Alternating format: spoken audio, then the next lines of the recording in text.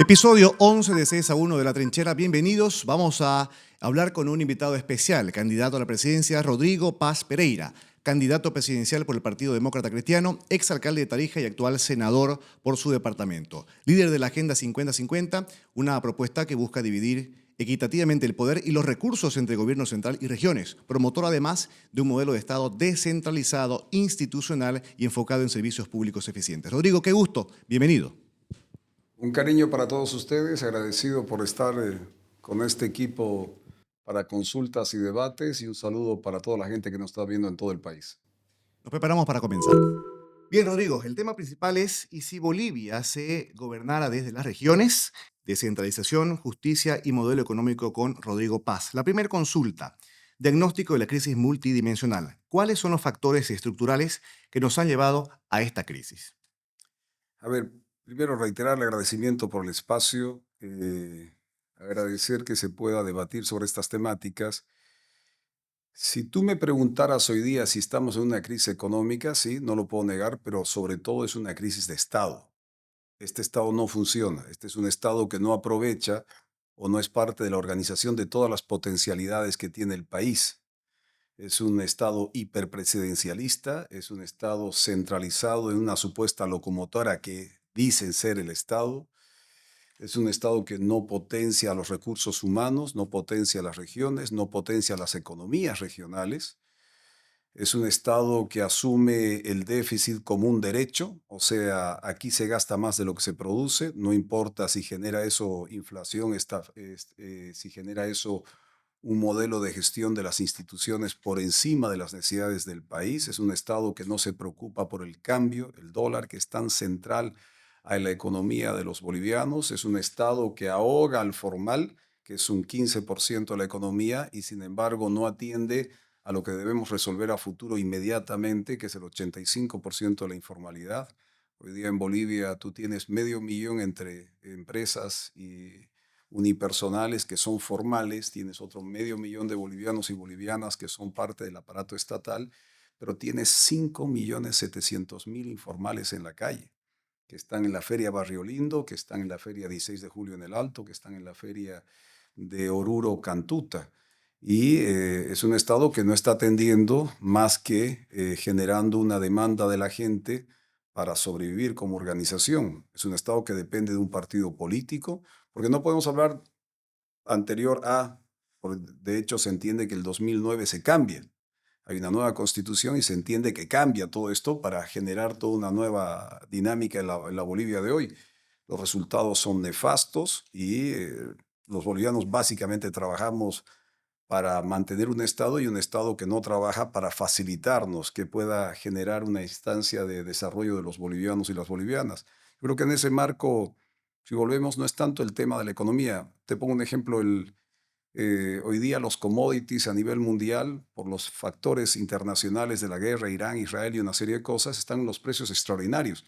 No tendremos gas, no habrá gas porque no supieron desarrollar toda la potencialidad del gas que tenemos, que tendremos que hacerlo a futuro, pero sí tenemos una serie de ingresos por los commodities. Pero aquello que generamos en los commodities, minería y otros productos, no está entrando el dólar a Bolivia porque nadie quiere poner el dólar en Bolivia. Nadie quiere traer el dólar otra vez a Bolivia. Segundo punto, pasando del diagnóstico a la propuesta.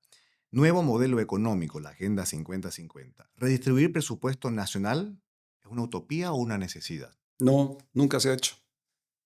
Creo que el primer paso que se dio fue la participación popular, que fue un primer intento, que creo que tuvo su impacto, sus puntos flacos, débiles, pero fue creo, un desarrollo que debería proseguir.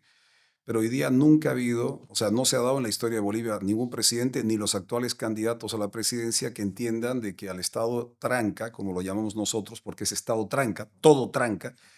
Tú quieres sacar una gestión para una empresa, te tranca, te para el policía en la puerta y te digo en la calle, te tranca, o sea, todo es coima, todo es amañado, todo es pidiendo recursos, es un Estado que no te permite viabilizarte, fluir. Entonces, este Estado tranca nunca ha tenido un presidente que diga 50-50. ¿Cómo es eso del 50-50? Por empezar, en un ejemplo, digo, en varios otros rubros vamos a hablar de salud, educación, justicia, una serie de cosas. Pero el tema de recursos 50-50, hoy día la instancia nacional se queda con el 80% de los recursos nacionales y distribuye 20% a municipios, gobernaciones, universidades y algunas descentralizadas. Pero la actitud del 50-50 no solo es por recursos ni un pacto fiscal, es una lógica federal. Pero hoy día debatir de temas federales es insulso porque si no van a empezar, no, este es federalista, no federalista. Sí, el sentido tiene que ser federalista, pero nos amparamos bajo la actual constitución, cosa que aprovechemos lo que tiene la constitución hasta cambiar temas constitucionales. Uno, por ejemplo, yo no creo en la reelección presidencial. Yo creo que el presidente, Paz, si es presidente, tiene que ser presidente, tiene que gobernar, tiene que ejercer y desde el día uno generar los cambios que dentro de la dinámica del debate vamos a desarrollar, como el 50-50. Y no puede estar pensando cómo me reelijo, tiene que pensar cómo gobierno. Ahora, hago un buen gobierno, la organización a la que yo represento puede ser reelecta, pero el presidente Paz ya no es reelecto nunca más. O sea, es una gestión de 5 años. Acaba muy bien. El día de mañana, si quiere tener otra instancia como servidor público, puede, pero ya Ese, no presidencial. ese punto de no reelección más la lógica federal de implementar el 50-50 implica reforma constitucional Sí, claro. Y apertura a la Constitución, pero parcial, total. no parcial. ¿Ya? Por total, o sea, no puedes desaprovechar algunos factores de inclusión que la Constitución creo que son adecuados. No entender eso es volverte justamente volverte parcial a una coyuntura ideológica. Y creo que a Bolivia la constitución debe ser de utilidad. ¿Ya? Las constituciones no solo te representan, es como la democracia. Hemos constituido una democracia para entendernos entre bolivianos. Y el alma mater de una democracia es un ámbito, un amparo constitucional. Tercer punto en el marco de la propuesta. Reforma de la justicia y lucha contra la corrupción. Y aquí la consulta. ¿Cómo desmontar el actual sistema judicial politizado? Empezando por la no reelección del presidente. El principal corrupto de la justicia son los presidentes, que entran, modifican instituciones, modifican las leyes para sus reelecciones, para voltear candidatos de oposición. Yo con Evo he tenido 16 procesos. Es hablar fácil, pero hay que enfrentar. Y le he ganado 5 elecciones. O sea, a modo que metían procesos y juicios, igual que con el actual gobierno, me metió 4 procesos como a Camacho. Golpe uno, golpe 2, golpe 3. Lo mío en Tarija, por ejemplo, puente 1, puente 2, puente 3. O sea, salvaba un proceso, te metían el segundo, el tercero. Porque en la justicia no importa la verdad, sino el escándalo. Haz escándalo, haz titular, entonces la gente te señala, ah, mira, este tiene tal. No es la verdad lo que importa. Entonces, hay que generar una gran comisión nacional. Yo siempre lo digo públicamente a la cabeza de, por ejemplo, el señor Belcé, que creo que medianamente todos tenemos una consideración prudente de un buen jurista. Los mejores hombres y mujeres del país tienen que estar en esa comisión. La principal garantía es que el presidente no sea reelecto, porque los presidentes o presidentas son los primeros corruptos. Lo digo por presidentes, pero también lo digo por presidentas, porque si bien yo soy solidario con la injusticia de la presidenta Áñez, siendo presidenta, ella y un grupo de poder manipularon también la institucionalidad y la justicia. O sea, tenemos que cortar ese nexo de la presidencia con el poder judicial. Para eso, armar esta comisión que genere con garantías de que van a poder plantear y también con cooperación internacional. El día jueves de la anterior semana estuve con la cooperación internacional de todos los ámbitos, reunión en Naciones Unidas, y le dije lo principal, estaba el Fondo Monetario, que son parte de las instituciones multilaterales, le dije al Fondo Monetario Internacional, le dije, a usted no le voy a pedir yo recursos, primero hay que organizar la casa, porque en Bolivia si no roban, alcanza la plata. Ese es un concepto no mío, es de Bukele, pero creo en ello. Si no robaran en Bolivia, alcanza plata para iniciar un proceso de reactivación. Pero el punto que les dije, yo necesito colaboración de primer nivel para reformar la justicia. Sin justicia es difícil que el país sea viable. Sin justicia es difícil que la democracia sea viable. Pero además, y quiero agregar a ello, seguridad jurídica, que es parte de un proceso de justicia, también va de la mano, estimado Jorge, va de la mano con el ámbito de que el MAS no esté el 17 de agosto. Y pongo este ejemplo, que me quedan 30 segundos.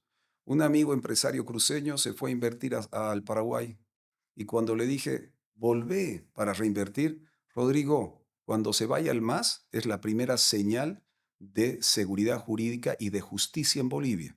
Que se vayan y yo retorno. Mientras tanto, invertir o vivir en Bolivia no tiene garantías. Cuarto punto, políticas para mujeres, niños, adultos, mayores, LGBTI y personas con discapacidad. Entremos al plano social. Bueno, eso va a tener una corresponsabilidad en las regiones. Yo he sido alcalde, soy el único que ha creado la Secretaría de la Mujer. En ningún municipio de Bolivia hay una Secretaría de la Mujer. Es como si fuera un ministerio. Yo creo que en Bolivia hay que crear un ministerio de la equidad, de la convivencia social, porque no solo es un ámbito de ¿cómo se llama?, del tema de la mujer o violencia intrafamiliar. Todavía en Bolivia hay necesidad de generar dentro del estado de bienestar. Yo soy promercado, nuestro concepto es capitalismo para todos, pero también creo que tiene que haber un estado de bienestar. Un estado de bienestar conlleva a tener una conducta desde el Estado para preservar convivencia social.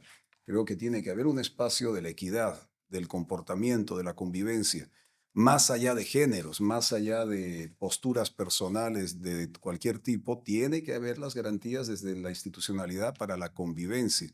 Entonces, eso es una política de fondo, pero va a ser compartido con las regiones. No es la misma percepción de una región como el Oriente, como la del Occidente en ciertas temáticas. De hecho, les voy a decir algo que les va a sorprender. ¿Cuál de los dos creen que es más, regiones son más conservadores o más liberales en el tema sexuales, por ejemplo? Aborto, que es tan polémico. ¿El Occidente o el Oriente? Oriente, más conservador. ¿Cómo la ven? Ah, bueno, después es la charla con Ujú. ellos. Evidentemente, el Oriente es más conservador y se creería por un tema de ciudad, Santa Cruz, con todo el Occidente y especialmente el Alto es mucho más liberal en conductas que el Oriente, sobre todo en este tipo de temáticas, mucho más liberal en el debate, como el concepto de seguridad ciudadana, por ejemplo. En el Oriente tiene un concepto, la seguridad ciudadana es diferente al concepto de seguridad ciudadana en el altiplano, en el alto. La violencia intrafamiliar pasa a ser parte de la inseguridad ciudadana en el altiplano. En el Oriente la inseguridad ciudadana se entiende más por la calle, la inseguridad de convivencia en la calle, mientras en el Occidente, en la parte, por ejemplo, el alto, hasta la violencia intrafamiliar en la casa, dentro de la casa se la concibe como inseguridad ciudadana. Ujú. Son valores que tienen, pues, estos temas hay que tratarlos porque hay conceptos y codificaciones que hay en el Occidente que son diferentes en el Oriente. No es parejo en Bolivia. Ni la salud, ni la educación, ni los valores morales, ni los valores católicos, cristianos, los que quieran.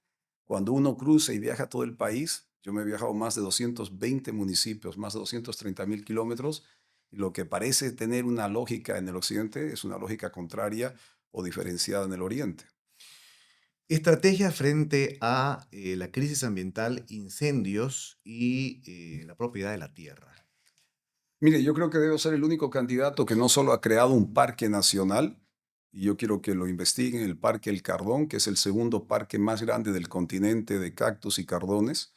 Eso está en Tarija. Hemos creado un parque nacional, desgraciadamente por la lógica de cómo lo ha creado uno de oposición, es un parque, es un reservorio nacional. Esto es un hecho real, legal, aprobado, y no se le da la atención porque debe ser que fue una creación de Rodrigo Paz, pero a su vez también hemos creado, y en este gobierno con lo difícil que es gestionar en un parlamento que hay que modificar, porque los parlamentos están dados para consensuar, acordar y representar a las regiones. Hoy día el Parlamento representa posicionamientos ideológicos, contradicciones, violencia. ¿Se han dado cuenta ustedes, especialmente a las mujeres presentes acá, que la mayor violencia en el Parlamento es de mujeres hacia el resto, entre mujeres y de mujeres al resto? Es algo extraordinario, es una medida de estos últimos 5 años bajo la lógica de la 348 y bajo la lógica de mujer-yo. La mayor violencia física que se ha dado en el Parlamento, y están las imágenes, son entre mujeres y de mujeres hacia otros géneros. O sea, ha sido una conducta reveladora políticamente, porque se entiende que el Parlamento es un escenario político de representación nacional. La inmensa mayoría de esas posiciones son ideológicas y no de orden regional, no representando los intereses de sus electores, sino de sus bloques políticos. O sea, el Parlamento está en una crisis y dentro de esa crisis nosotros logramos aprobar la ley del cóndor, que es una ley que tomen, es una ley que yo propuse. Esa ley del cóndor no solo tiene una norma específica para temas medioambientales, el tráfico de biogenética, una serie de cosas, pero también es la primera ley que genera penalización sobre el tema de quemas. En Bolivia habíamos tenido 500.000 leyes, pero el que quemaba va y pagaba una multa y para de contar. Bueno, esta es la primera norma que penaliza, pero es como el narcotráfico. Dime, si en el Chapare no aplicaras si aplicaras la norma, seguramente el Estado, si cumpliera su rol, tendrías otro tipo de conducta y podrías convertir al Chapare en un gran centro de turismo, porque tiene todo para desarrollar turismo y producción de otras cosas que no sean los ilícitos. Igual que la ley Cóndor, si no la aplicas, ¿de qué vale tener una ley que después el Estado, desde sus organizaciones de coerción, no aplica las normas? Igual que el Chapare, no aplica. Entonces tienes a Levo haciendo lo que le da la gana y tienes a Marcet que se paseaba por Santa Cruz como dueño de Santa Cruz y cuando quiso se fue de Bolivia y hace de su vida un poncho porque aquí no hay la institucionalidad para hacer cumplir las normas y atacar lo ilícito. La última en esta ronda de preguntas. Se escuchó decir a Rodrigo Paz Pereira que es pro mercado y que haya capitalismo para todos. ¿Cómo abordaría en su gestión a los medios estratégicos de producción? A ver, en Bolivia ser formal, sin entrar a tecnicismos, es muy caro. El 15% que hoy día es formal, y no me van a dejar mentir, salvo alguna excepción, todos tienen contabilidad paralela. Todos. Porque la formalidad es cara en Bolivia. Y no los culpo, más bien los felicito, porque si no hicieran eso, no sobrevivirían a la presión tributaria, financiera que tiene el sistema estatal y el sistema financiero en Bolivia por el ámbito del Estado, por la conducta del Estado. Entonces, ser formal es caro, pero como dije antes en cifras, son 500.000 los formales, entre empresas, instituciones formales que tienen una vinculación con el Estado formal. El otro 500.000 son funcionarios públicos. Entonces tú tienes ahí 1.000.000 de los bolivianos que están activos y tienes 5.700.000 gremiales, cuentapropistas, transportistas, emprendedores, comerciantes. Todos esos son parte de los informales. A diferencia de los otros candidatos que están hablando solo para la formalidad, yo le estoy hablando a estos 5.700.000 que todos son capitalistas. Todos trabajan con el capital, todos trabajan en mercado, todos defienden el derecho a la propiedad privada, todos tienen, si bien no te dicen de qué viven, todos tienen la casa, el auto y todo lo que puedan registrado bajo su nombre. Creen en la propiedad, creen en el individuo como un factor extraordinario de producción. Más que el individuo, quiero aclarar, porque hay una confusión acá. En Bolivia, de cada 10 empresas, 8 son familiares. O sea, no es el individuo per se, la familia tiene un rol fundamental en el desarrollo de la economía, formal o informal. Vean las grandes empresas cruceñas, los grandes nombres. Díganme que sea uno individualizado. Son familias, las grandes, las medianas y las pequeñas. Hay excepciones en lo individual, sí, pero la mayoría son familiares. Entonces, este capitalismo para todos significa que yo te voy a facilitar crédito barato, o sea, un crédito bajo en la tasa de interés. Voy a darte, te voy a bajar los impuestos abajo, te voy a bajar los aranceles, te voy a eliminar la aduana y todo aquello que signifique bloquear el flujo normal de un comercio o una economía. Bolivia, excepto algunos productos que hay que defender de producción nacional, ¿por qué tenemos que pagar aranceles por celulares? Producimos celulares en Bolivia, producimos estos micrófonos, producimos computadoras, producimos una serie de cosas que son necesarias para desarrollar el país. No, no las producimos. Oye, que entre con una tasa mínima que sirva para, por ejemplo, este celular.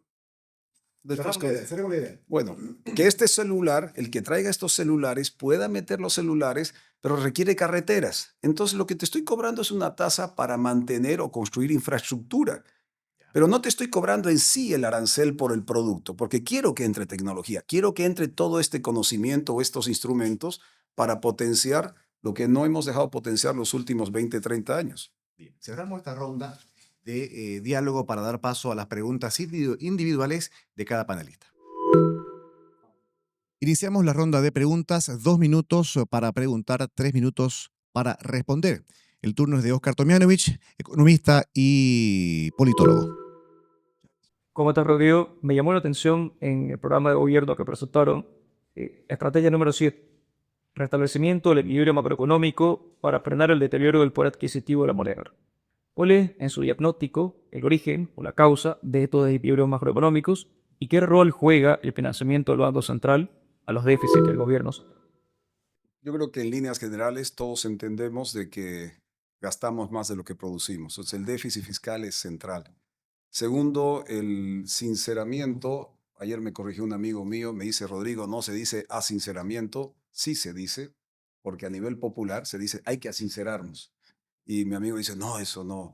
Bueno, el sinceramiento del tema de cambio es un problema serio, y la economía sincerarse, como dicen a nivel popular, con el tema de cambio. No puede ser que estemos en 7 cuando la realidad en la calle está de 14, 15 para arriba. Esa es la realidad. La gente ya devaluó la moneda y entiende el sentido del mercado. Faltan dólares o los dólares están bajo el colchón bank o son parte de los 7.000 millones de dólares que salieron de Bolivia en los últimos 6, 7 años.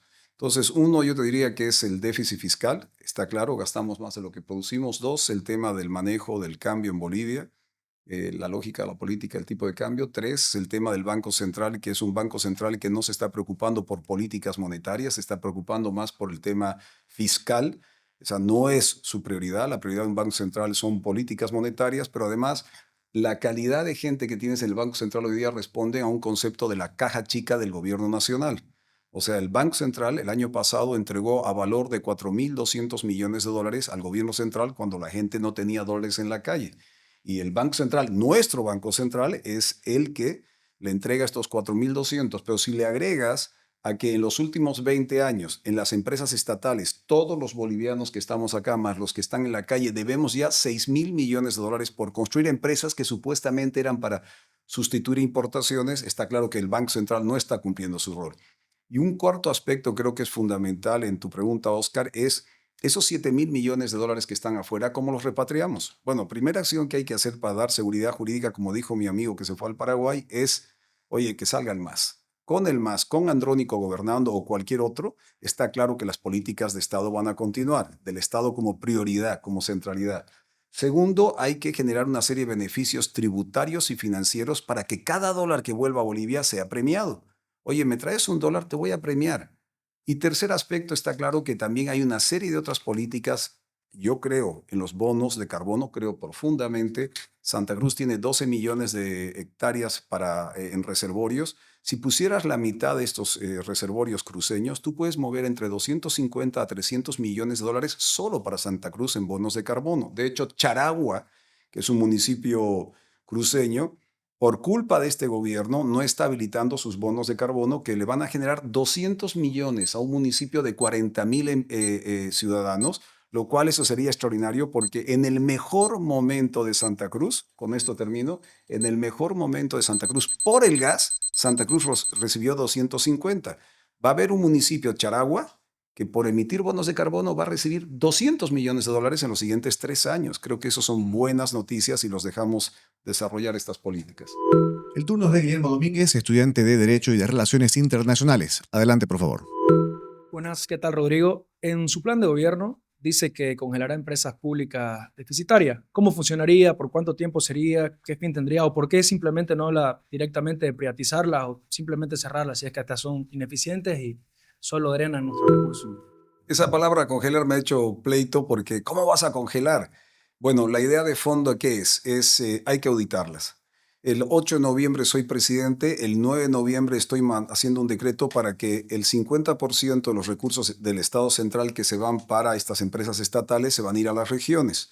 Te voy a enviar cerca de 70.000 millones de bolivianos a las regiones como un hecho de inicio de declaración de ruptura con el Estado centralista. ¿Eso qué va a significar? Que estas más de 176 empresas estatales van a entrar a un proceso de auditorías. Yo no tengo nada contra las empresas estatales si son rentables. Por ejemplo, admiro a Petrobras en el Brasil. Es una empresa estatal que tiene participación privada. O sea, hay una lógica de quiero ser eficiente para mi país y voy a optar por todos los recursos necesarios para ser eficiente. En Bolivia tenemos que aperturarnos a eso. Aquellas empresas que puedan, por ejemplo, Ende. Ende es una empresa que, si bien está en una crisis, Ende es la empresa que nos da la energía eléctrica del país. 70% de esa empresa que nos genera todas estas luces que ven acá, 70% de lo que consume estas luces viene del gas, de las termoeléctricas. No hemos preparado al país para tener reservas gasíferas. 70% está en peligro de que el aire acondicionado en Santa Cruz, de que estas luces pueda funcionar. Yo creo que Ende, siendo nacional, puede abrir un espacio de activos para que entre el privado a Ende. Lo mismo con YPFB, tipo Petrobras. Entonces, lo que vamos a hacer es aperturar después de auditorías, hago las auditorías a las empresas. Esta funciona, esta no funciona, no funciona, no funciona. Bueno, señores, aquí se abre un paquete. Y en el modelo de la India, yo he trabajado 3 años en la Organización Mundial de Comercio en Ginebra. Y ahí yo estudié el caso de la India. La India tuvo un problema similar al de Bolivia, de que creó empresas estatales que después no sabían qué hacer con ellas. ¿Qué hicieron? Hicieron las auditorías y básicamente aperturaron a empresarios nacionales. O sea, el día de mañana Guillermo tiene capacidad de entrar a una empresa del Estado, quiere comprarla toda, la compras toda. Quiere ser público-privada, se genera público-privada como Petrobras.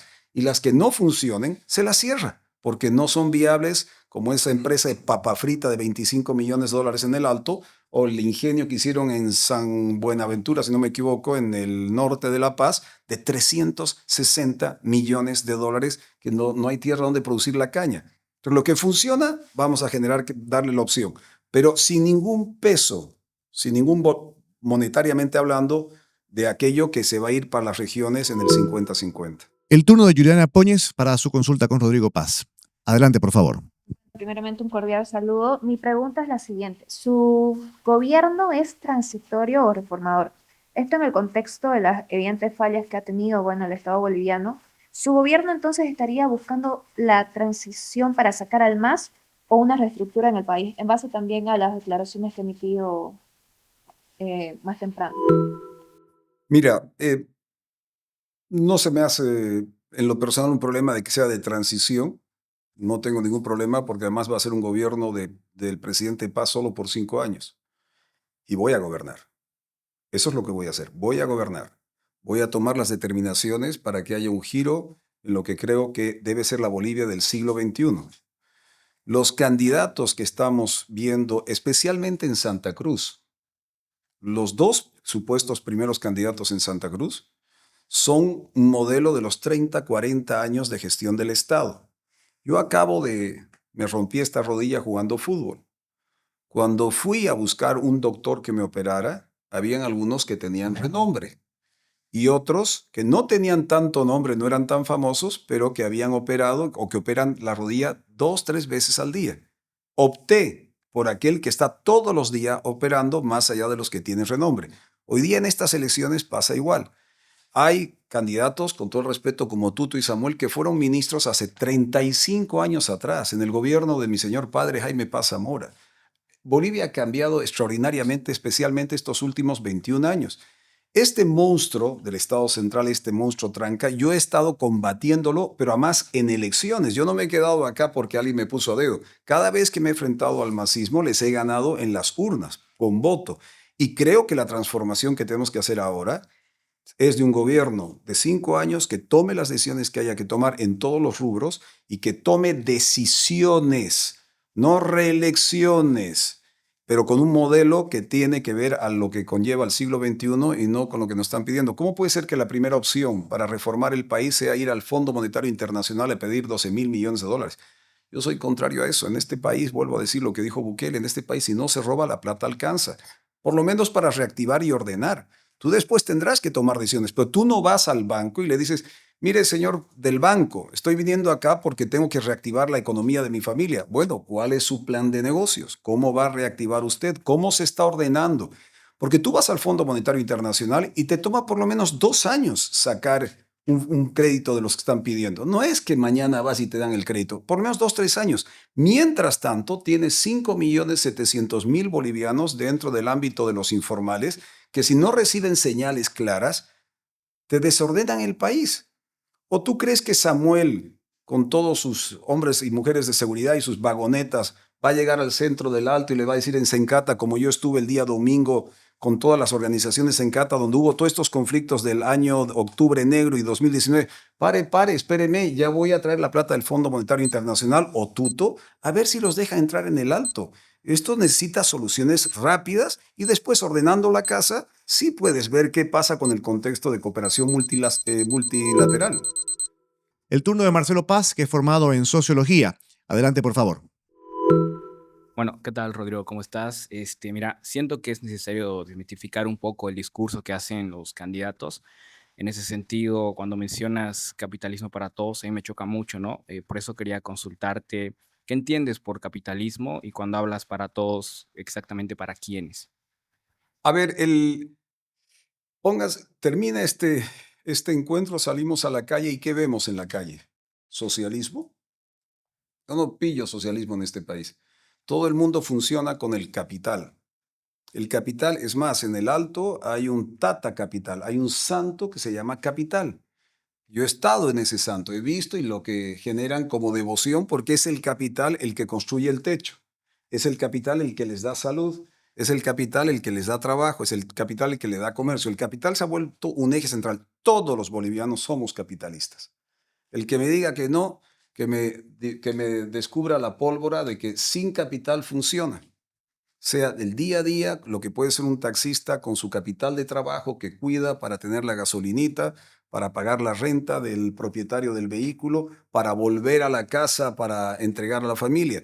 Los problemas de estos últimos días, de los últimos meses con el tema de hidrocarburos, es aquel taxista, Gerardo se llama, con el que hablaba, que de 7 días él descansaba domingo y trabajaba 6, de lunes a sábado.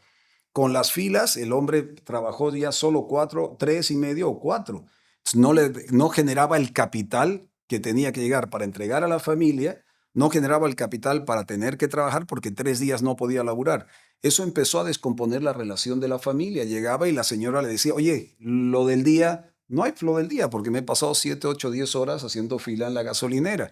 Entonces, el boliviano vive en torno al capital. Lo demás es mentira. Otra cosa es que Evo hubiera tenido 60.000 millones de dólares, que fue producto de la guerra del Chaco en la defensa de un territorio. En los años 90, descubrir Aguamampampa, el megacampo más grande que ha dado toda esta fortuna, y que este señor recibió con gasoductos construidos por el capital, con mercados negociados por el capital, con una ley 3058 Armando Bacadías visualizado para el capital, para generar el capital, con contratos por encima del precio de la media mundial por el capital y con reservorios constituidos y garantizados por el capital. Somos un país capitalista.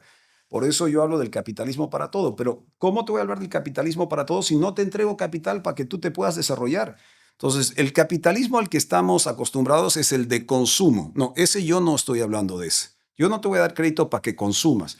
Te voy a dar crédito para producir, para generar comercio. Te voy a bajar los impuestos, te voy a bajar los aranceles, te voy a quitar esa aduana corrupta, voy a generar una institucionalidad de flujo de comercio. Básicamente voy a convertir en Bolivia, más allá de algunas industrias que tenemos, en una gran zona franca, porque es nuestra capacidad de manejar capital, generar comercio y construir economía. El capital es central, esencial a la vida de los bolivianos. El turno es del quinto panelista, Cruz Méndez. Adelante.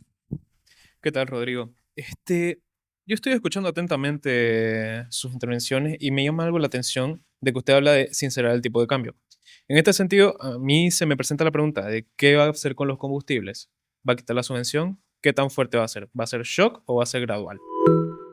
Muy bien. No, yo voy a hacer clarita la regla. Hoy día movemos promedio 4.000 millones para los hidrocarburos. De los 4.000 millones de dólares, 1.500 en nuestra apreciación se va en contrabando y en corrupción. 1.500. O sea, los bolivianos hoy día nos roban de entrada 1.500, 1.400 a 1.500 millones de dólares en contrabando, ya desviado para que sea contrabando y hacer millonario unos cuantos, y el resto para el ámbito de la corrupción tan denunciada en el sistema de compra y venta de hidrocarburos. Si tú restas esos 1.500, te quedan 2.500 millones. Es lo que te queda. De estos, ¿qué yo pretendo hacer? Voy a hacer una propuesta a nivel nacional de que estos 2.000 millones, estoy separando 500, estos 2.000 millones se vayan para infraestructuras del país. Esto no es un secreto de Rodrigo Paz, esto lo he visto en Dubái. Dubái, un país que cuando empezó a generar la riqueza, le presentó una pregunta, le planteó a su población, le dijo, señores, o les doy esto en subvención para que los hidrocarburos sean más baratos, o esto lo entrego para hacer obras, carreteras, infraestructuras de conectividad para el comercio de Dubái. Y se decidió que fuera para obras, infraestructuras, y hoy día Dubái es uno de los países de ser desierto absoluta mejor conectados. Yo creo que Bolivia, de esos 2.500 que sobran, 2.000 vamos a largar para infraestructuras carreteras. Tenemos cinco fronteras en este país, más la respuesta que te di, Marcelo, sobre la construcción de esta zona franca, se podría llamar, de todo el país para que el comercio fluya entre estas 5 fronteras. Tú tienes que armar infraestructuras. ¿Por qué digo esto? Porque resulta que Brasil, yo me he viajado todo este país, me he viajado todas las fronteras, salvo la parte que es más complicada de Bolivia hacia el Brasil. He viajado todas las fronteras. De hecho, la chilena de Tambo Quemado hasta Ito Cajón, Bolivia, que es la tripartita Chile, Bolivia, Argentina, pues me la he viajado 3 veces, 2 por el lado chileno y 1 por el lado boliviano. He visto el narcotráfico, he visto los migrantes, el tráfico de tratas, he visto los autos chutos, todo, todo. Entonces, lo que te quiero dar a entender es que si tenemos las 5 fronteras, armar las estructuras para generar comercio con las 5 fronteras. Paraguay, Brasil, Paraguay, Argentina y Chile ya han hecho su carretera, que nos evita. Y ahora por arriba está haciendo Brasil un sistema ferroviario y carretera para pasar de Brasil al Perú, al puerto de Chancay, y dejarnos afuera. Yo pondría esos 2.000 millones de dólares en estructuras cada año. Ya no sacar esos dólares afuera, ponerlos en Bolivia. Y te quedan 500. Y con esto culmino. Esos 500 creo que para aquellos que hasta que reactivemos la economía necesitan un colchón, los más necesitados, vamos a poner a través del sistema financiero el respaldo de poder, para el transporte público, tener un respaldo o el transporte de algunas necesidades nacionales muy básicas. Bien, sexto y último panelista, el turno es de Carlos Aranda, economista. Adelante. Querido Rodrigo Paz, a mí sinceramente me preocupa una cosa. El desafío principal a corto plazo de la economía boliviana es la estabilización macroeconómica, es decir, la corrección del déficit fiscal. Me preocupa que demagógicamente se diga que la plata alcanza si no se roba. ¿Por qué? Porque es una cifra indeterminada. Acabas de decirnos que 1.500 millones de dólares es el cálculo personal de tu partido que tiene sobre la corrupción. Estudios independientes de la Fundación Milenio hace 2 meses dijeron que eran 400 millones. ¿Qué quiero señalar con esto? Es un dato indeterminado. Dado que la corrupción es una actividad oculta, no sabemos realmente cuánto se gasta en eso. Actualmente el país, para cuadrar las cuentas, tiene que ahorrar 34.000 millones de bolivianos. Y creo que eso no va a salir de la corrupción, sino de ajustar en partidas que la población no quiere hacer. En concreto, me gustaría que le especifiques qué partidas han visto o si realmente consideras, ya digo, demagógicamente, que solo sin robar la plata alcanza. Que no digo que no haya corrupción y no digo que no haya que eliminarla. A ver, Carlos, se calcula que del Producto Interno Bruto, alrededor de 47.000 millones de dólares, estamos hablando de casi un 6% en corrupción. Jubileo también, jubileo. Entonces, yo no voy a entrar al tema de lo que quiero que se me entienda bien, Carlos, porque me parece que tengo que reiterar, es de que si no robas, alcanza. ¿De qué estamos hablando? De reactivar. No es que cubres todos los problemas por eliminar lo que roban, pero hablando de robar, te voy a poner un ejemplo que ningún alcalde, y lo digo, todos los alcaldes que me están viendo, todos los ministros, todos los que son parte de la institucionalidad, hay una partida que se llama compras menores. Cuando yo entré a la alcaldía de Tarija, por eso me he hecho muchos enemigos en Tarija y especialmente varios medios de comunicación, había una forma de hacer negocios, había una forma de generar negocios en Tarija. Resulta que las compras menores en Tarija tenía un paquete de una partida de 42 millones de bolivianos. Imagínate al tiempo, 42 cuando el cambio estaba en 4 y pico, fuimos creciendo hasta el 7, pero estabas hablando de 7 a 10 millones de dólares que se jugaba en un momento de abundancia por los hidrocarburos. Yo entro de alcalde y digo, oiga, ¿cómo puede haber compra menor? ¿Qué es? Una compra menor es, necesitas tasas hoy día, no vas a licitar tasas. Es todo lo que está por debajo de 50.000 bolivianos. Es una compra menor. Se pinchó la rueda de una volqueta, le faltó aceite a una vagoneta, cualquier cosa. Entonces, son compras inmediatas y son menores. Resulta que solo habían 16 oferentes Y qué raro, 42 millones de bolivianos con 16 oferentes, los que te ofrecían. Un borrachito se chocaba un poste y se chocaba contra el poste y rompía el poste, no compras 10 postes, compras un poste, ya, menos de 50,000. 42 millones para estas cosas, qué raro. Investigamos y trajimos un proyecto de Curitiba, del Brasil. Para esto no hay que descubrir la pólvora. Y este proyecto en 5 días, lo llamamos el TAC, Tecnología Anticorrupción. En 5 días pedimos a todas las empresas, fuera de estos 5 días, primero pedimos a todas las empresas de que se inscribieran. ¿Quién quiere venderle algo al municipio? No estos 16. ¿Quién quiere venderle al municipio? ¿Sabes cuántos se inscribieron? 950 empresas inscritas en el municipio de Tarija. Todos registrados en las páginas oficiales, transparentando en tiempo real cualquier movimiento de compra. O sea, primero tiempo real. Son 950 empresas. ¿Qué le venden y qué no le venden estas 950 empresas al municipio?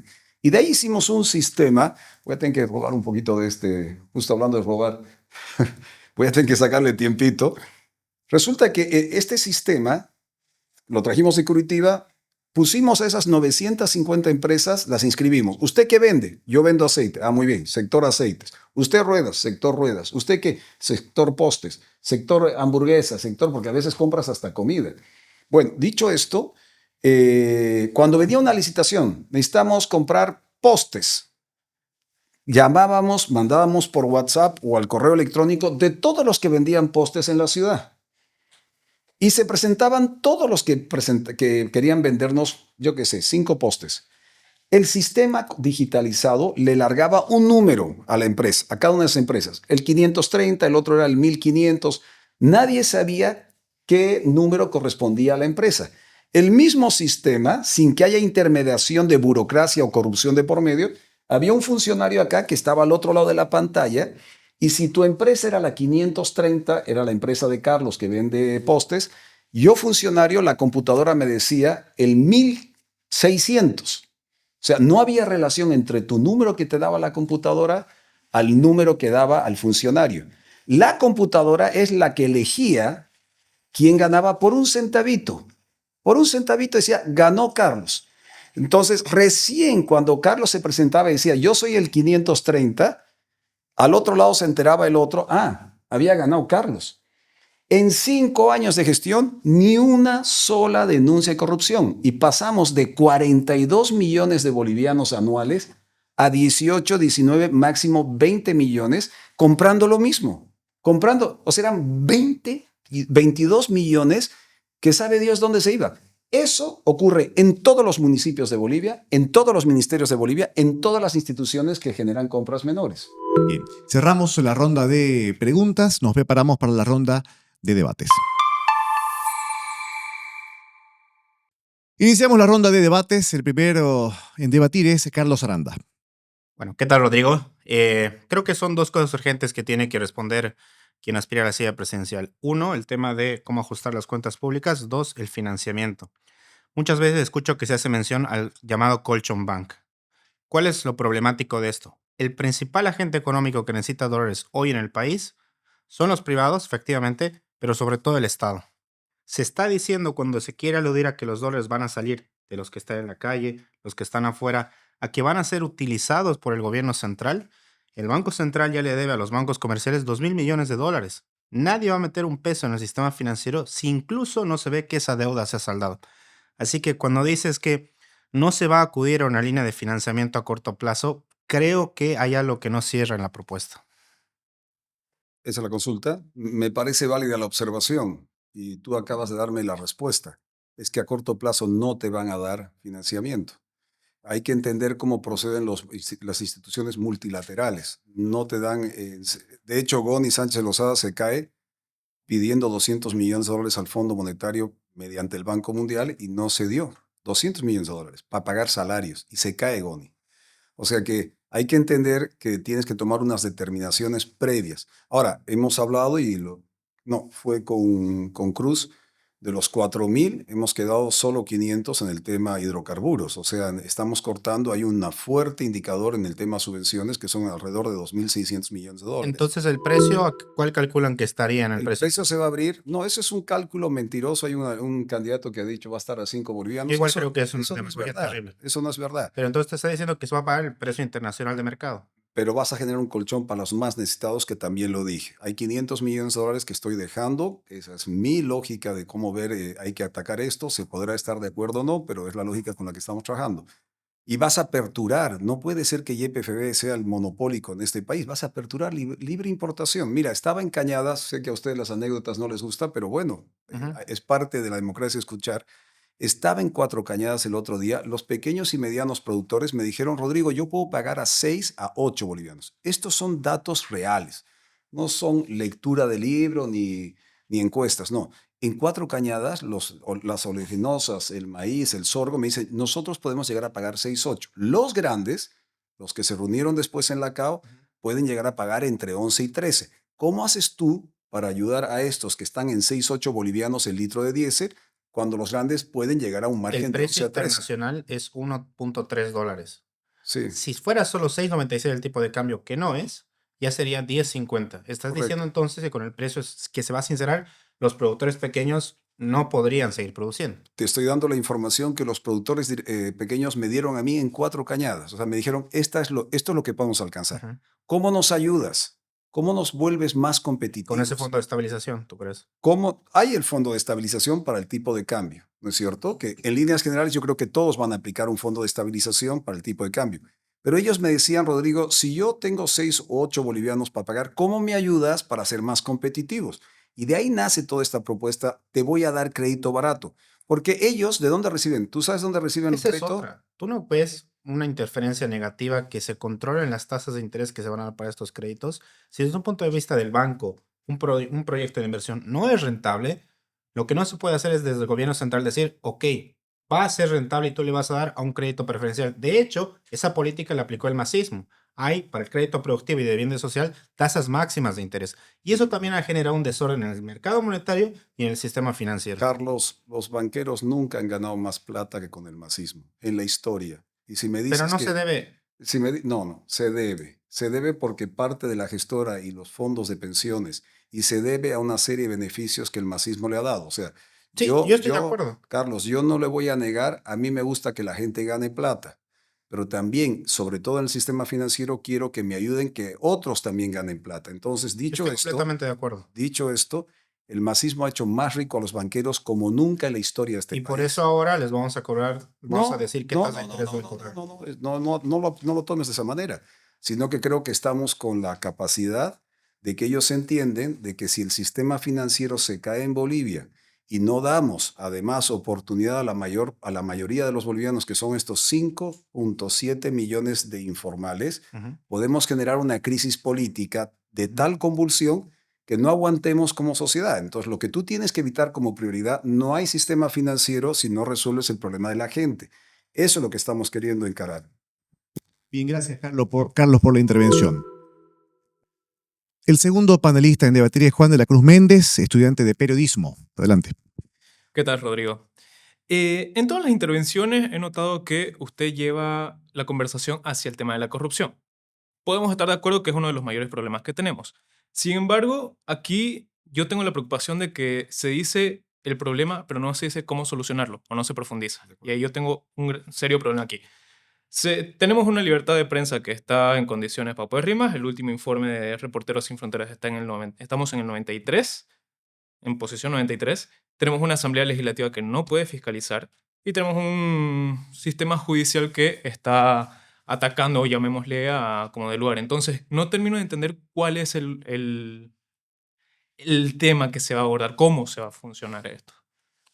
A ver, entiendo desde el ámbito corrupción, el tema financiero, o sea, platita, hasta el tema de la corrupción que se está dando en el tema de libertades de prensa o la democracia. La medida de qué tipo de democracia tienes para todos estos temas que estás comentando es la justicia.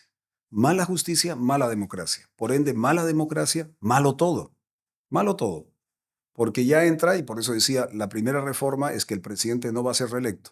Los presidentes hoy día Cuando ven un medio de comunicación que lo está atacando, quítenle la pauta o háganle auditoría cruzada o háganle esto. Hay varios medios que han cerrado o han tenido que vender por la presión del Estado ante una decisión política. Entonces, por ello, la primera decisión como señal, no voy a ser reelecto. El presidente Paz va a entrar a gobernar y reformar. Pero vamos a hacer unas reformas tan duras, tan estrictas, que cuando vengan los siguientes gobiernos, sea ya de una conciencia social el hecho de que las libertades, en el caso que acabas de puntualizar, libertades de prensa, sean irreversibles. Yo hablaba antes de que entráramos a este tema, los debates. Ustedes saben que una sola vez en la vida se licitó el Canal 7 para cuál era la mejor opción de un medio de comunicación que no sea estatal, que no sea del partido.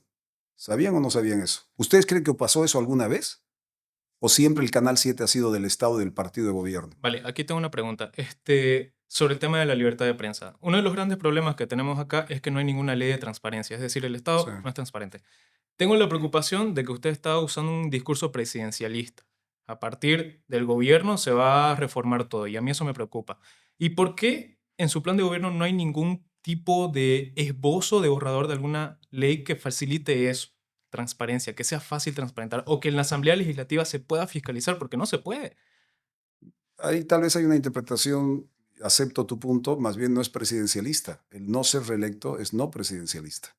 Es quitarle poder a la presidencia, porque hoy día la presidencia manda en este país. Claro, pero lo que usted está diciendo es que a partir del gobierno se va a reestructurar todo, cuando no necesariamente Claro, debería es que ser si así. no tienes poder, no transformas, no cambias. Primero tienes que ser gobierno. Si el 17 de agosto soy gobierno, lo primero que es reformar el no ser reelecto y a partir de ello estas transformaciones. Tienes Ya. que gobernar para transformar. Vale, entonces, ¿cómo va a ser la cuestión en la Asamblea Legislativa? La asamblea viene una suerte de acuerdo, eso se llama gobernabilidad y estoy de acuerdo contigo, pero la gobernabilidad la tienes que, hasta ahora estos últimos años, bueno, 20 años, es el poder ideológico, el partido. Y si eras del MAS, aunque sea de Santa Cruz, de Tarija o de Pando, hacías caso a lo que el jefazo decía. Por eso en el concepto del 50-50 voy a mandar recursos a las regiones. ¿Y qué estoy pidiendo a las regiones? A Santa Cruz. Oye, no me importa si el diputado o senador es del MAS o del menos. Tiene que venir a La Paz en el Parlamento, porque esta plata que te estoy mandando, si no hay cambios de normas, no vas a poder utilizar en tu región para salud, educación. Yo sé que esto no va al tema de prensa, pero también estás mezclando el tema de ejecución de recursos para desarrollo en cada una de las regiones con la libertad de prensa. Yo es compromiso. Tengo madre periodista, tengo mis dos padres que han luchado por la democracia, tengo la esencia de que la libertad de prensa y la democracia son necesarios para justamente generar este ámbito de reflexión, de debate y de información para toma de decisiones de la gente. Eso lo tengo concebido. Pero estoy seguro también de que si hay reelección en Bolivia, el presidente es el principal en deformar, o sea, todo el poder detrás de la presidencia, no un presidente, es todo un poder, es toda una casta, es toda una estructura. Yo creo que hay que cambiar a partir de la cabeza y establecer todas las normas y propuestas que se puedan dar. El Parlamento se va a poder controlar siempre y cuando tú le puedes decir a tu diputado o senador, oye, anda a La Paz, a hacer las cosas que tú has dicho que vas a hacer en tu región.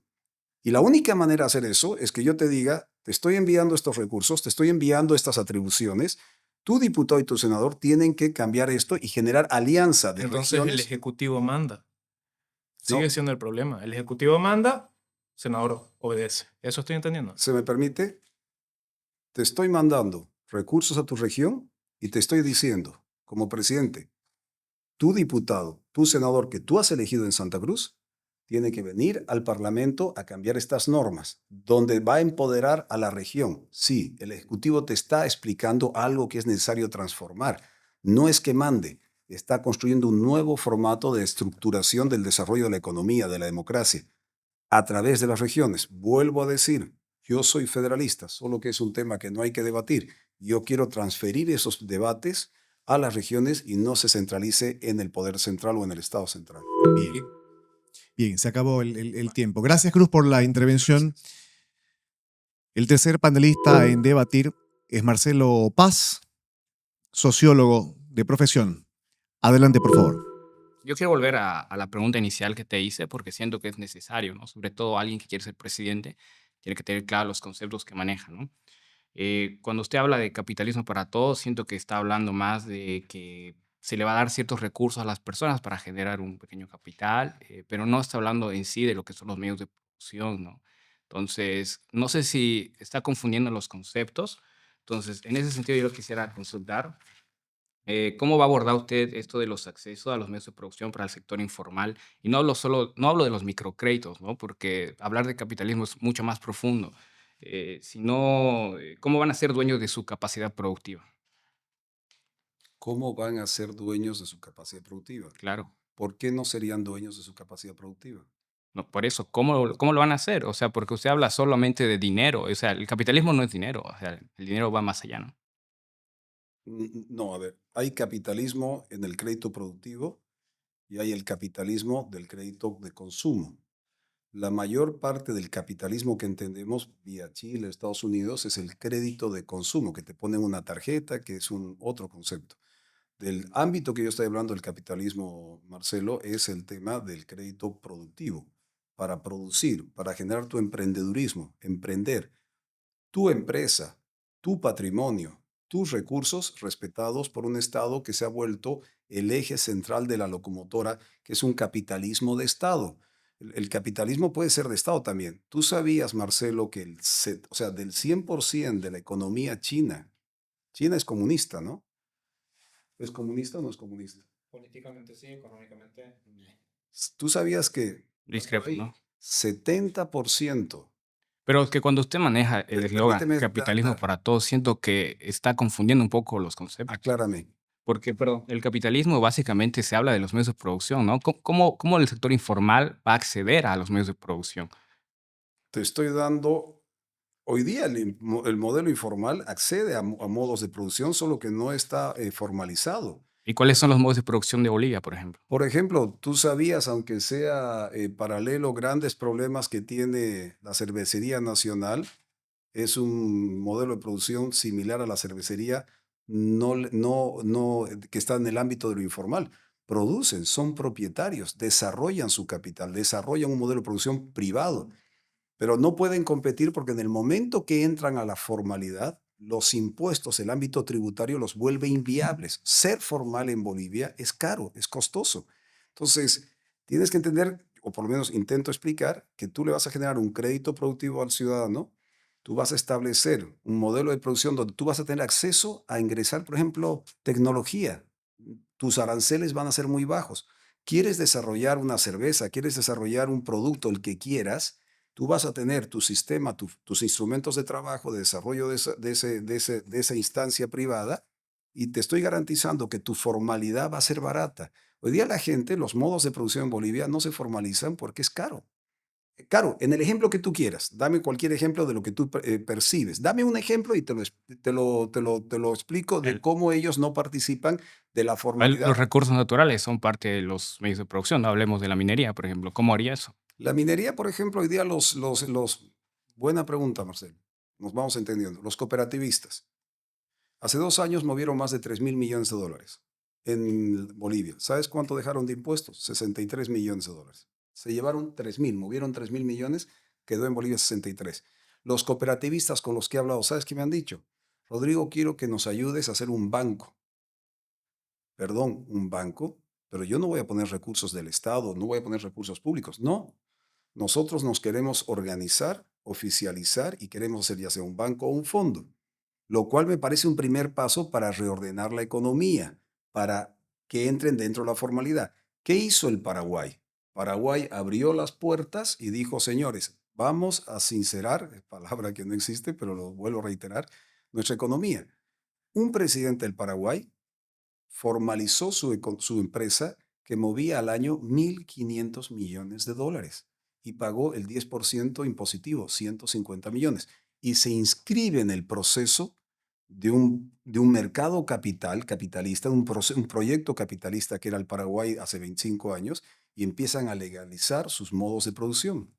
¿Pero qué va a hacer en estos sectores donde es del bien común, ¿no? Los recursos naturales, YPFB, etcétera? Eso hay otro debate. Por ejemplo, el tema, estás mezclando varios temas, pero el medio El ambiente, capitalismo aborda todo eso, ¿no? sí, Entonces no es capitalismo para todos, para algunos. capitalismo para... Pregunta. Respondemos la Pero, pregunta. ¿puedo? Sí, sí. Capitalismo para todo es un modo de producción. No confundamos medio ambiente, no confundamos. Cada uno de estos sectores tiene una política específica.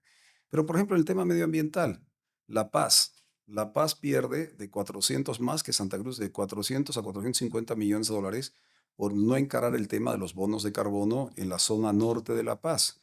Entonces, la sociedad paceña dice, sí, hay algunos tipos que están explotando en el Madidi y no hay retorno, sí, pero como están lejos, pero si generaras bonos de carbono, que es un modelo capitalista de preservar medio ambiente, si cuidas lo verde, genera retorno, porque es un modelo capitalista.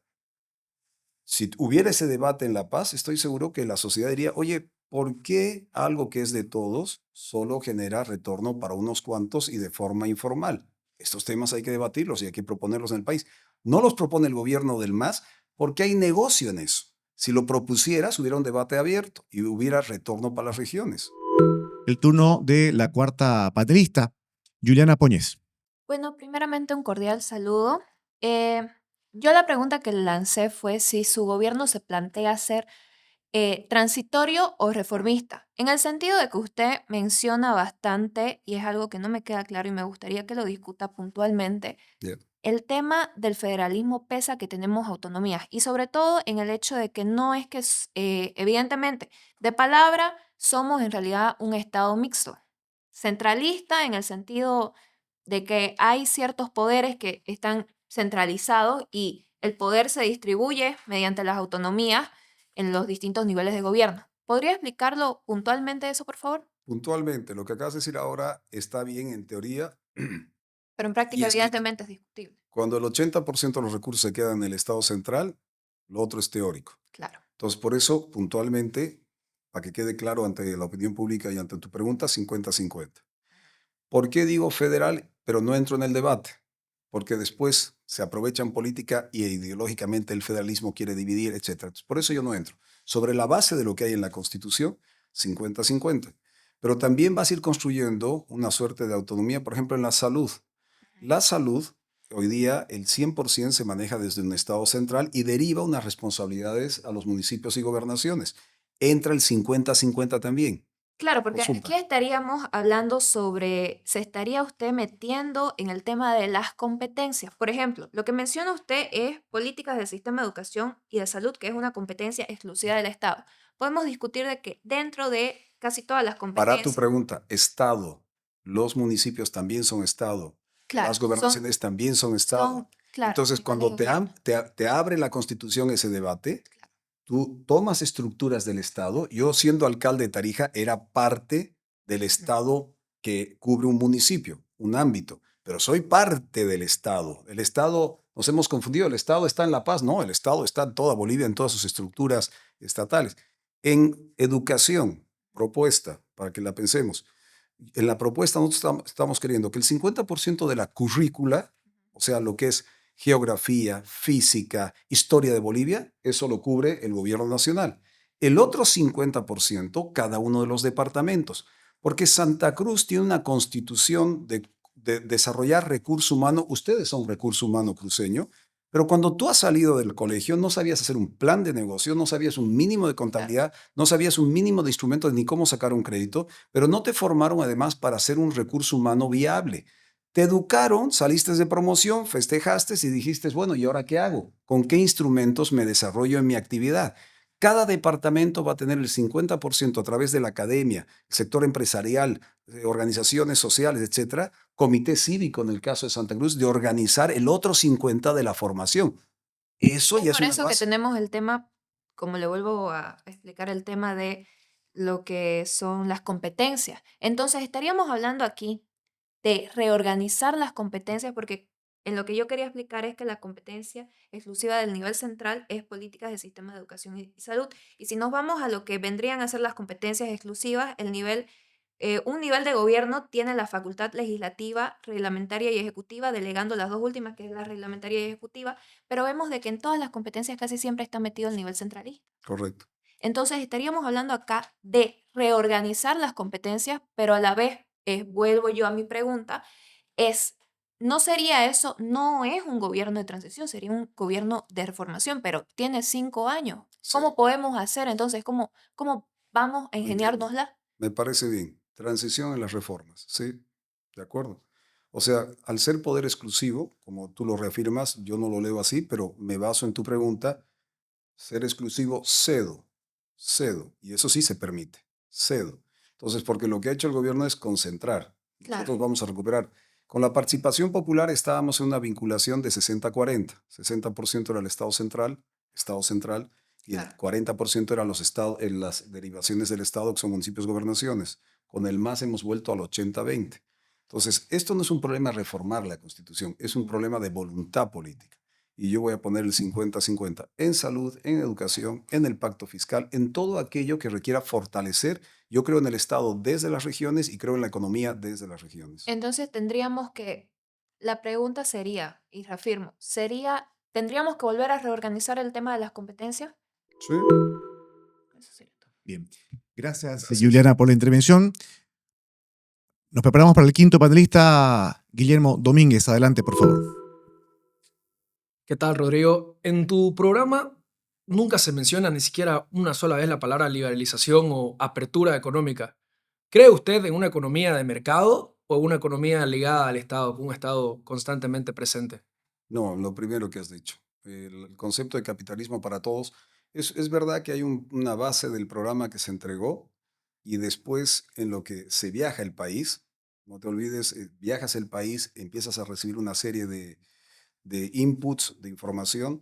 Hemos largado lo que consideramos central para nuestro programa, capitalismo para todos. Y ahí está claro que el Estado va a tener un eje central de facilitador, no es la locomotora central. Claro, pero deja mucho que pensar. Hace un par de minutos comentaba la creación de un ministerio, incluso un nuevo ministerio, y si uno quiere agrandar el Estado, No, simboliza un gasto también extra, y en un país con déficit fiscal como el nuestro sería algo inconveniente. claro, no por eso vas a cerrar la justicia en este país para cortar el gasto, ¿no es cierto? Hay que diferenciar en esto, Guillermo. Hay ciertos conceptos de rentabilidad económica y hay otros conceptos de rentabilidad social. La salud no puede ser rentabilidad económica. La educación no es rentabilidad económica. El manejo de la justicia no es en números fríos rentabilidad económica, es rentabilidad social. ¿Por qué? Con buena salud, buena educación, buena justicia, generas rentabilidad económica. Pero esto es parte de un concepto del estado de bienestar. Si quieres ya por cortar gasto, cortemos todo, hasta el sistema judicial. Entonces, no puedes dejar de lado ciertos parámetros que, en mi concepto personal, respetando el tuyo, tiene que haber en la construcción del estado de bienestar, que no tiene por qué afectar a un modelo económico de mercado, donde el Estado tenga la mínima participación en lo que significa desarrollar producción. En los últimos 20 años, el masismo manejó 60.000 millones de dólares. No inventó una alternativa, nos dijo, es el gas. Y mientras había liquidez, platita, la gente estaba tranquila, la inmensa mayoría. No, tranquilo, no se preocupen, ahora va a llegar el litio. Mira, se fue el gas, no llegó el litio y no generaron procesos alternativos de producción. Claro, pero perdón, pero yo nunca dije que había que cortar la justicia, sino que yo creo que no es necesario agrandar el Estado, crearle más atribuciones para poder hacer una reforma dentro de la justicia. Yo creo que con lo que tenemos es posible y es viable. Concuerdo contigo, Guillermo, y yo nunca dije que iba a agrandar al Estado. Y hacer un ministerio es agrandar el Sí, Estado. pero de los 17 vas a cortar varios, pero creo que hay uno que se requiere de convivencia. Si el país no aprende a convivir, porque no te olvides que el masismo nos ha metido en la cabeza que somos diferentes, que somos contradictorios, que no tenemos una nación, que dijeron que éramos complementarios, pero han alimentado el odio racista, han alimentado el odio por las regiones. Y por eso yo cuando llego a Santa Cruz es broma, pero me parece una broma que también refleja la realidad. Dicen, no, cuando llega Rodrigo a Santa Cruz, no, él es árabe. Árabe es Coya, árabe es Camba. Es chistoso, pero también está reflejando una contradicción en el país a través del humor, lo de la ironía. Bueno, habla de una agenda 50-50, pero nunca aclara si el eje de esa redistribución va a ser realmente equitativo o si las regiones productivas seguirán subsidiando al centralismo. En lugar de solo redistribuir recursos, ¿por qué no plantea eliminar las competencias innecesarias del gobierno central y entrega autonomía plena a los departamentos, ¿no? Que eso implica hacer una reforma dentro de la Constitución para darle mayor competencia al propio departamento. Plenamente de acuerdo contigo, pero yo voy a trabajar con los instrumentos que hay ahora. Tú no puedes pretender hacer algo, es como Michael Jordan, el basquetbolista. Dicen que el querer es poder, ¿no? anda y clavala en el aro como Michael Jordan. No, yo quiero, pero no puedo. En función de lo que quiero, tengo que armar los instrumentos para llegar a ese objetivo.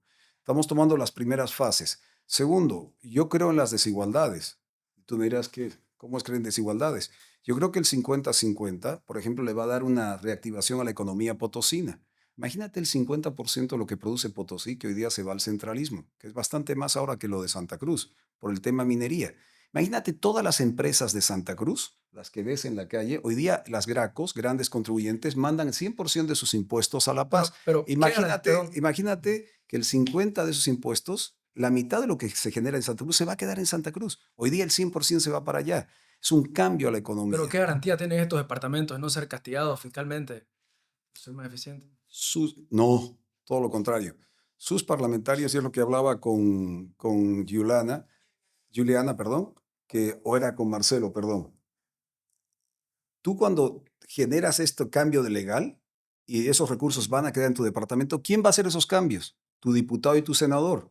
A esos tienes que vigilar, no al presidente, que cumplan las transformaciones de leyes para que esas leyes amparen de que tus tributos, tu capacidad productiva se quede en tu región y no se vaya al centralismo. Bien, gracias Guillermo por la intervención.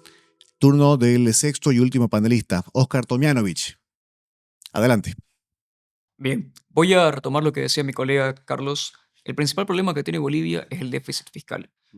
¿Cómo se soluciona? Simple, con un ajuste fiscal, recortando el gasto del gobierno. El principal problema de los políticos que están en campaña actualmente es que no manejan las cifras.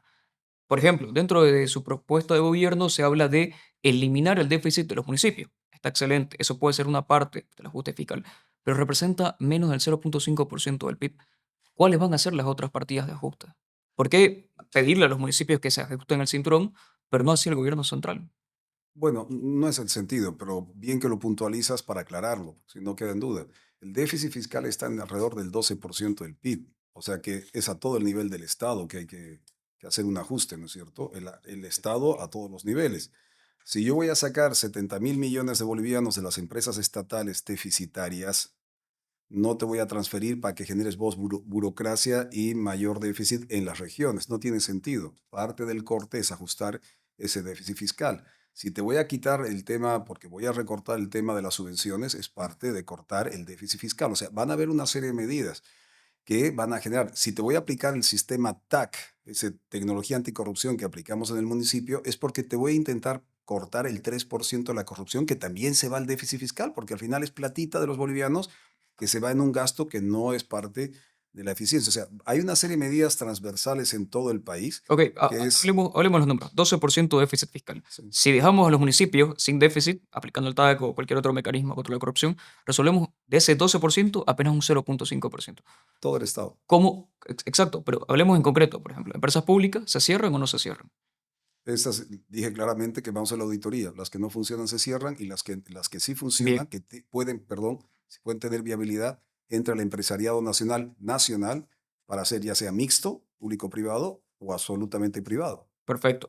Ahí, incluso si las cerramos todas, es apenas 1.3% del PIB. ¿Cuáles son? Por eso me interesa saber, sí, 1.3%, informe fiscal del Ministerio de Economía 2023. ¿Qué le va a hacer caso al Ministerio de Economía? Bueno, son las cifras oficiales. Querido Óscar, el Ministerio de Economía te está mintiendo sobre el déficit fiscal que dice que está en 7%, mamada. No, te está diciendo esa es la previsión del presupuesto general del Estado. Sí, pero tú sabes que esos números no son reales, como el contrabando, es como la función de la aduana, es como la lógica tributaria en este país, el sistema impositivo. Es mentira, no es verdad lo que te está diciendo este Estado, porque tiene que justificar no puede justificar su fracaso. Este sistema ha fracasado. Las cifras que tú ves, desgraciadamente, del INE y de los ministerios son falsas. Son falsas. Perfecto, entonces con las cifras que maneja Paz, ¿cuáles van a ser las del ajuste para recortar esos gastos y acabar con el déficit? Bueno, ya tú vas a tener un ajuste fuerte con el tema de la auditoría a las empresas, que van a dejar de recibir recursos. ¿Cuánto? Más o menos un estimado. Son 70.000 millones de bolivianos. Calcúlale tú. No. Pero bueno, pasemos adelante. Dime tú, porque no quiero que dar la duda. Digamos, según el informe del Ministerio de Economía, es 1.1% del PIB aproximadamente. ¿Las empresas estatales? Sí, el déficit que generan las empresas públicas, 1.1%. Pero ¿cuánto va de los recursos del presupuesto a las empresas estatales? Es que estamos confundiendo cuánto se ha destinado a esas empresas públicas y cuánto nos cuesta al año. Eso es un error contable tremendo. No hay que confundir cuánto yo he rogado para que funcionen las empresas públicas y Ya, cuánto me cuestan cada año. ya. Eso es una confusión que ya hubo en otro programa y me parece que es importante matizarlo. Yo Sí, la acepto con toda la honestidad, sí. difiero de lo que tú interpretas, pero la acepto. Ok, perfecto. Pasemos a otra partida que podría contribuir al gasto. Dale. ¿Cuáles serían las otras opciones que maneja? Como reforma del Estado. De recorte. Dime una cosa, a ver, demos la vuelta para que esto no sea un Sí, interrogatorio y tienes todo el derecho. sí, sí. ¿Qué crees tú que deberías recortar? Bueno, por ejemplo, transferencias de capital. Me parece importante que esas transferencias que, por ejemplo, suponen 0.7% del PIB, Ya. que son transferencias discrecionales que se utilizan únicamente a los partidos, a los que siguen al gobierno. Entonces, eliminar las transferencias de capital, Duplicidad también. eliminar las transferencias de capital te da un gasto importante. ¿Y por qué lo digo? Esto apuntándolo con la idea del 50-50. El 50-50 es únicamente cambiar la mano del que gasta, no reduce el gasto fiscal. Entonces, por eso digo, es importante que se manejen estas cifras para ver de dónde se va a hacer el ajuste. Sí. Porque si no, estamos vendiendo demagogia.